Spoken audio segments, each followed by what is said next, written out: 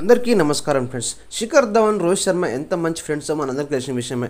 ఎందుకంటే గత కొన్ని సంవత్సరాలు సుమారుగా దశాబ్దం పాటు ఈ ఇద్దరు స్టార్ ఆటగాళ్ళు ఓపెనర్గా టీమిండియాకు టెస్ట్లో అదేవిధంగా వన్డేలో అద్భుతమైన టీ20లో అద్భుతమైన ఇన్నింగ్స్లో ఆడడం కాకుండా అద్భుతమైన పాత్ర పోషించడం చెప్పడం ఎటువంటి సందేహం లేదు.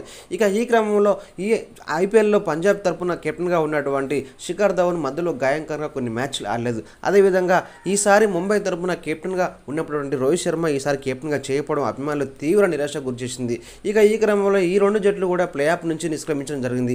ఏదేమైనా కూడా ప్లే ఆఫ్ కూడా రాకుండా నిష్క్రమించడం జరిగింది. ఏదేమైనా కూడా మన రోహిత్ శర్మ గురించి మాట్లాడుతూ శిఖర్ ధవన్, రోహిత్ శర్మ ఒక అద్భుతమైన ఆటగాడు, అంతకుమించి మంచి తెలివి కలవాడు.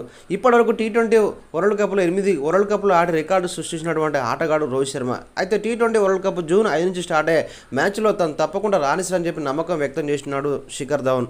ఎందుకంటే తనకు ఒత్తిడి ఏమాత్రం ఉండదు. ఫస్ట్ రాగానే కెప్టెన్గా ఉన్న ఆటగాడుగా ఉన్న బౌలర్లపై ఎదురుదాడి దిగి ఆ ప్రెజర్ను మరి తగ్గించడమే, ఇతర బ్యాటర్లకు ఒత్తిడి లేకుండా చూడడమే రోహిత్ శర్మ పని.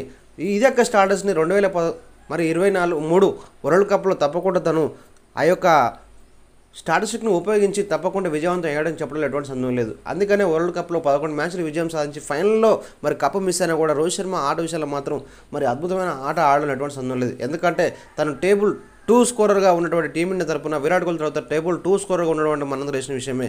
వచ్చి రాగానే బౌలర్పై ఎదురుదాడి దిగాడి ఒత్తిడి లేకుండా ఆడే రోహిత్ శర్మ తప్పకుండా ఈసారి కప్పు కొట్టే ఛాన్స్ ఉందని చెప్పి చెప్తున్నారు. ఎందుకంటే ముంబై ఇండియన్స్ కెప్టెన్ తీసేసిన తరుణంలో ఆ కసి మీద అదేవిధంగా ఫ్యాన్స్ కూడా ఆ కన్ను పడకుండా తప్పకుండా తనకు లక్ కలిసి వస్తుందని చెప్పి అనుకుంటుందని చెప్పి చెప్పడం జరిగింది శిఖర్ ధవన్. ఏదేమైనా కూడా మనోడు చెప్పినట్టు ఈసారి టీమిండియా కప్పు కొట్టలేని మనందరం కూడా ఆశిద్దాం ఫ్రెండ్స్, కోరుకుందాం.